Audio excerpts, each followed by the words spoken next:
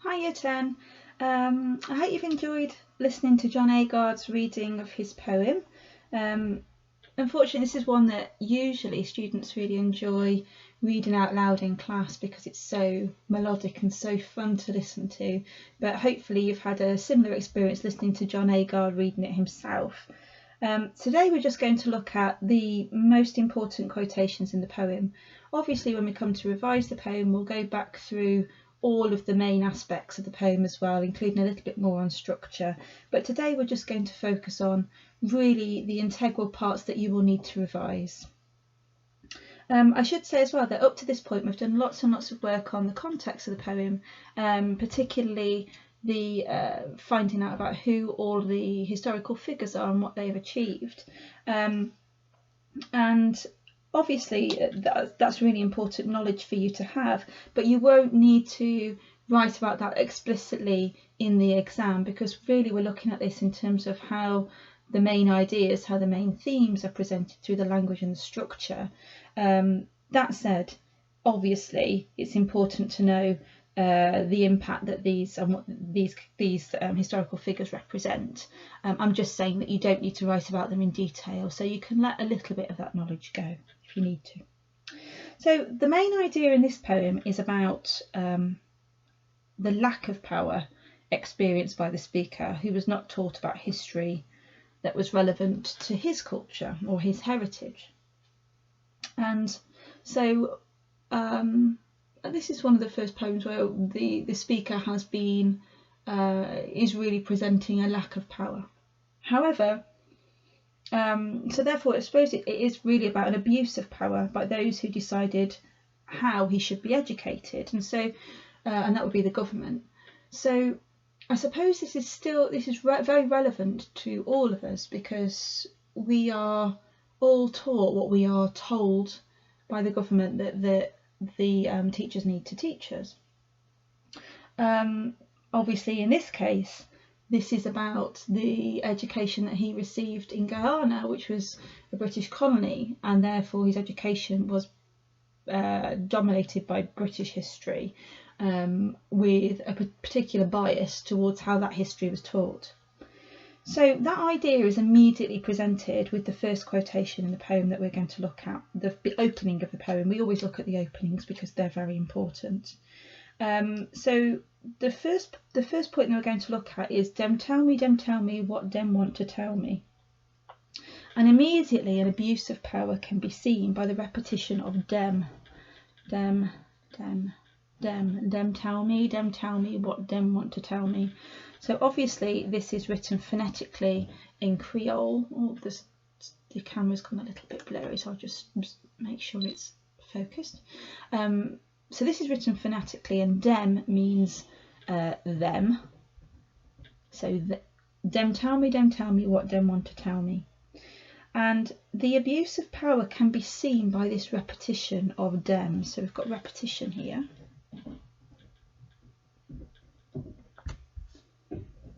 Of dem. And that really establishes the idea of an abuse of power. And we assume that dem is the people in charge of the education, the educators or the government, and that's who we assume has the power in the poem. And therefore the speaker, here in this case would be Agar, the speaker has no power, he is powerless. Okay, and that shows where he is in the sentence, at the end of the sentence. Added to this is the tone of the poem is immediately established. We can see the tone here through the plosive D sound, d, d, d. And so we've got the plosive D sound. I'm going to write that over here. You see, yeah, the plosive D sound. That creates an angry tone right from the beginning of the poem.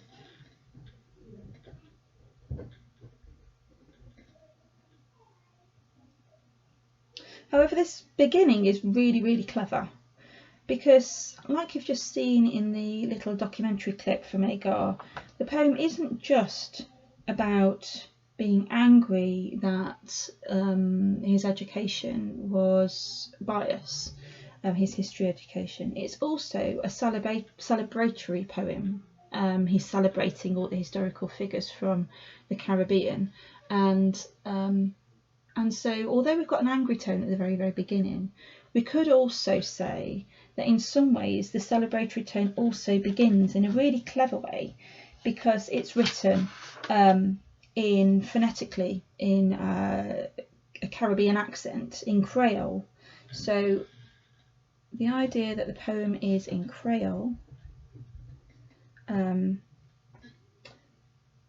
adds to a sense of the narrator's voice being dominant, so we can really hear the voice of Agar because of the way it's written phonetically. Okay.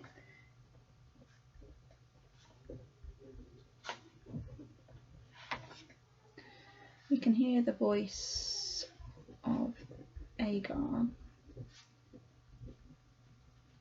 because it is written phonetically. That's the way it sounds. Okay. And because it's in his voice, and his voice is so clear and so dominant, although he's talking about a lack of power, you could argue that this adult voice that's coming through is very powerful, because we are listening to his voice really clearly.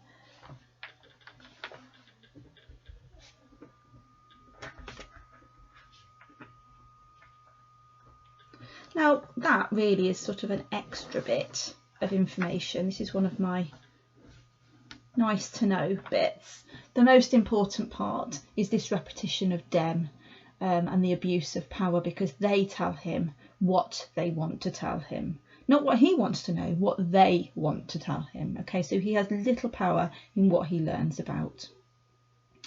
Okay, so that's the first quotation that we're going to look at. The second one is immediately after that one. It follows on, and it's the sense of the poem then moves on to two very evocative metaphors. These are really important metaphors and really easy ones to remember, actually, when we have to remember the quotations. And he says, bandage up my eye with my own history, blind me to my own identity. And the key metaphors in these two lines are these verbs here, bandage up and blind me. Okay, so stop. I'm going to run out of space, aren't we? Oh, the camera's doing funny things again. Okay, so bandage up and blind me are both violent verbs.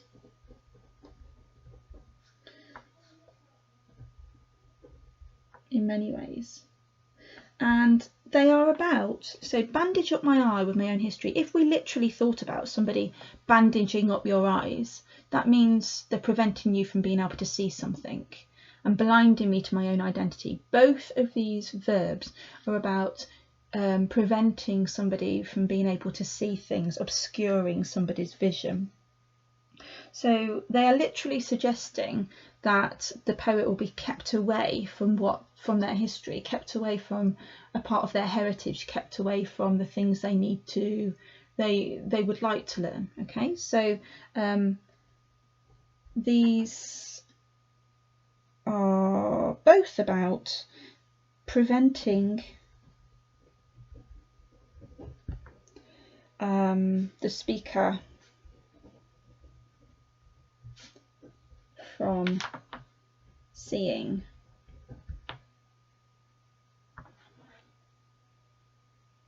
or learning about their culture. Okay, and also we need to say that they are both metaphors for that obstruction and prevention of being able to see or learn about their culture. Again, we've got this aggressive plosive sound, bandage and blind me, b.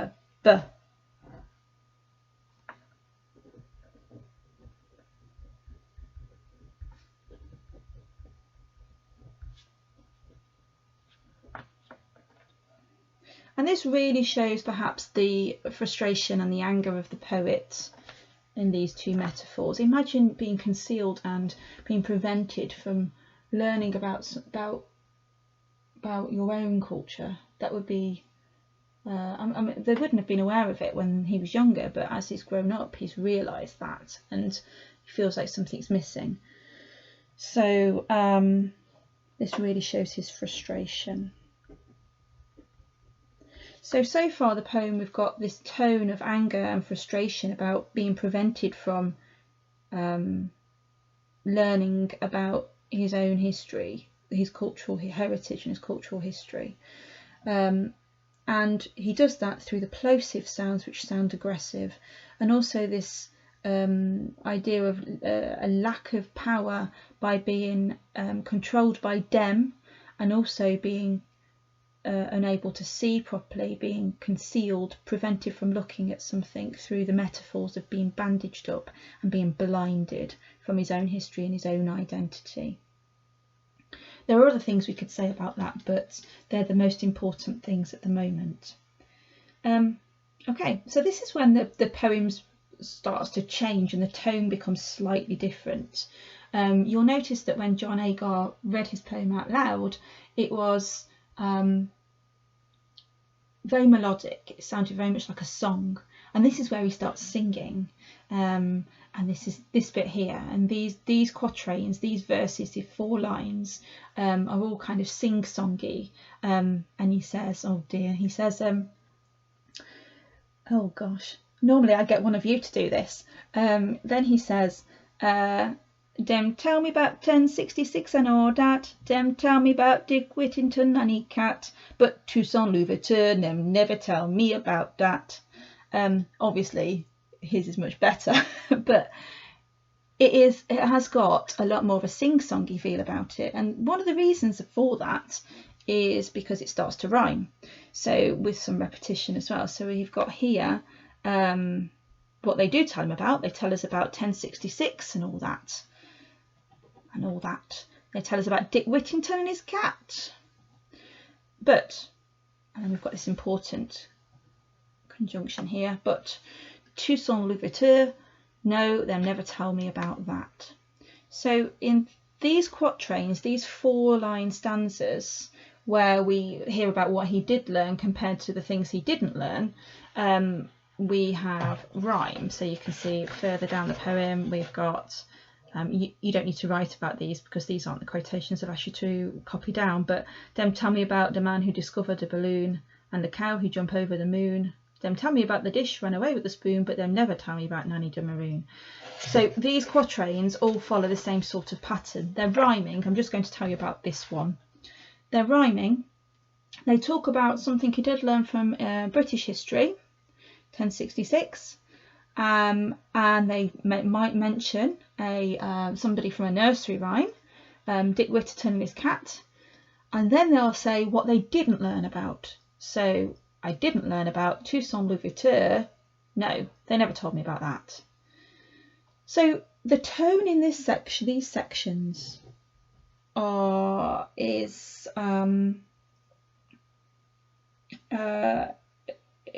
different. It's more of a mocking tone and sarcastic.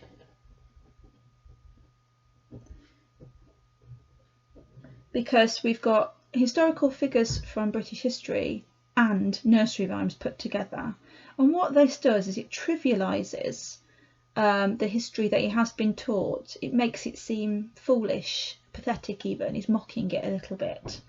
So by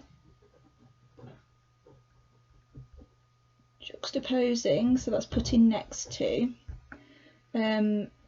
images of British historical figures and nursery rhyme characters,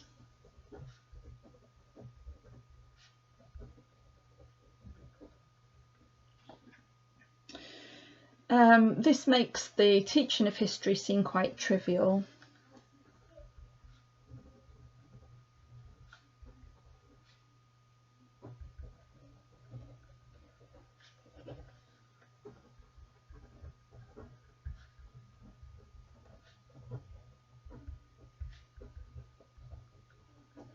trivial meaning kind of silly and not important. Okay.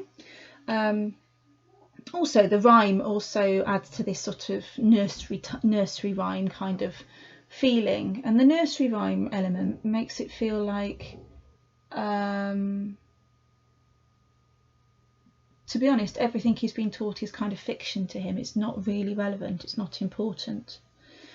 And we have that through this, each quatrain has got this conjunction in, which is makes all of this one big long sentence. There's no punctuation in the whole poem actually, and we'll talk about that when you come back to school.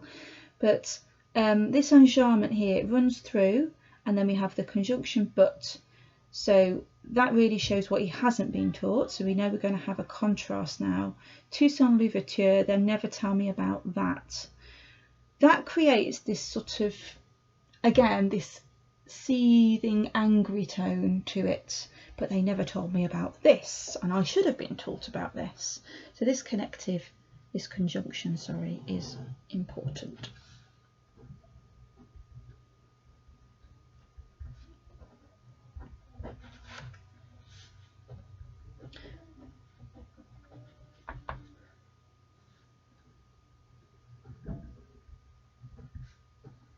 Everything he wasn't taught,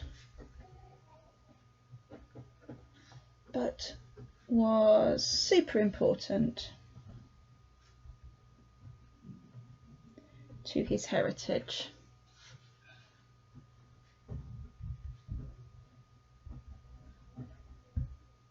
Can you imagine if you were taught nothing about British history and you were only ever taught about American history?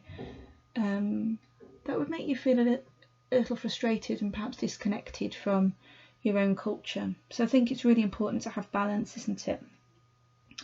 Okay, so what did I want to tell you about next? I've told you about the enjambment a little bit, and we'll do more about that when you get back to school. Okay.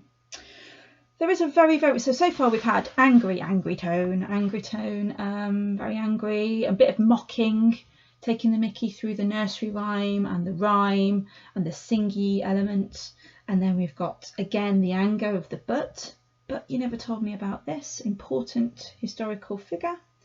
And then the poem moves on to italicized sections. Now I asked you to write down not this one, but the next one, so we're going to skip to that one now. So the pattern of the poem will now go a quatrain, and then these italicized bits, and then another quatrain, and then another italicized bit, and that's the bit we're going to look at. The tone in these italicized sections is very, very different. These are bits about the Caribbean historical figures. So the italics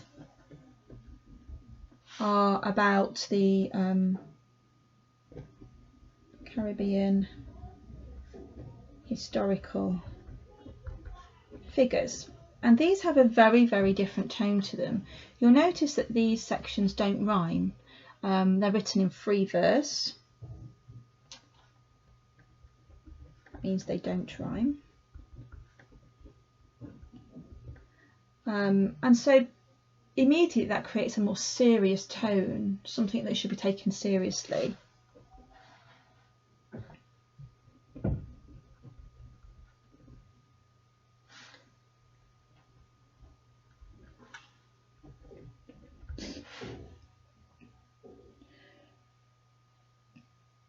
These historical features historical characters, people, should be taken seriously. We should learn about them.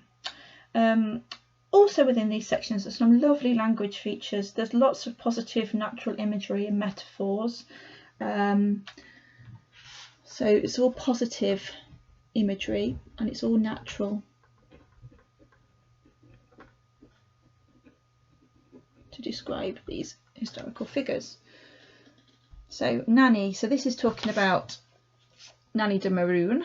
At the bottom of this one it says, "Dem tell me about the man who discovered a balloon and a cow who jump over the moon. Dem tell me about the dish ran away with the spoon, but dem never tell me about Nanny de Maroon." And so it says, Nanny, seafar woman. and it's C as in vision, vision, C. C for woman suggests, like Agar said in his piece when he was talking, he said that he wanted to create this sort of magical feeling about, a spell-like feeling about these historical figures to show the impact they had on the world, but he didn't know about that. So this woman was Sifar. So this language suggests that she was kind of a visionary. And a visionary person is, oh goodness me, this keeps going out of focus, I'm sorry, how ironic. A visionary person is somebody that can change things, somebody who changes the world and makes it a better place, somebody who does things that other people haven't done before. So this just really alludes to how special she is. Okay, so she's super special, changes the world.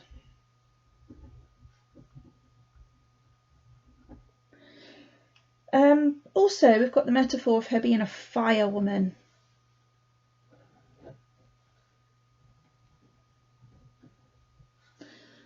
The metaphor of her being a fire woman suggests that it's got connotations of passion, passionate about what she did, warmth, warm person, and then we've got these lovely words, freedom and hopeful. Everything about this stanza here, everything about this verse seems really positive, really natural, and is celebrating the historical figures, and it's the same for all of the italicized sections. Okay, so the key thing here is the free verse. It doesn't rhyme, it creates this serious tone. These people should be taken seriously, we should learn about them. We've got a lot to learn from them. They're visionary, they're passionate, they're warm, and they're natural. They made a significant difference to the world. Okay, so if you can remember the beginning of the poem, the first quotation we looked at, there was a sense that the speaker was really angry and powerless because them tell me. So it started as a poem about being powerless and a poem about feeling despondent about that and angry about that. But if you look at the final line of the poem, which is the last one I asked you to copy down, it ends in a much more hopeful way. Okay, so the power kind of changes at the end of the poem. So it still says them tell me what them want to tell me, but we don't have a but in this one here, so we don't have a conjunction like a counterpoint to the tale. Here we have a counterpoint, which is the opposite argument. Yes, they might tell me, but this is how the poem ends. But now I checking out my own history, I carving out my own identity. So the verbs in this poem are really, really important, and it actually ends with this idea of him carving out his own identity. And this verb here, carving, suggests crafting, doing something for yourself and crafting something, making something.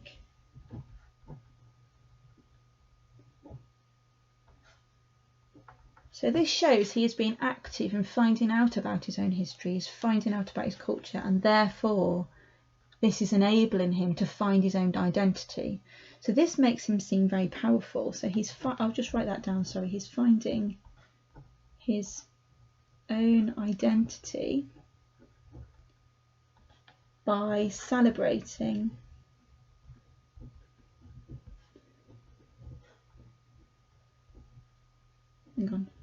make sure I spell that right, the Caribbean history, and learning about it himself. He's finding out his own identity and celebrating the Caribbean history. But also this final line is very powerful because it begins with the personal pronoun I. He is taking control, he is doing something about it.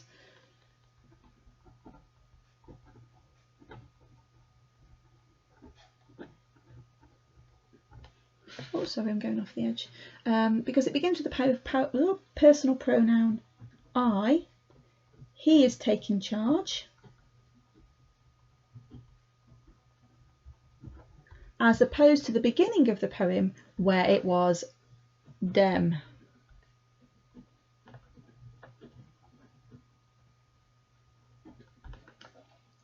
So ultimately, although this poem is about a lack of power in terms of who controls what we're taught and who controls what we learn about our culture and our heritage, and in particular for John Agar, that would be because he was taught in a school in Guyana, which was a British colony, and so forth. So therefore his education was skewed.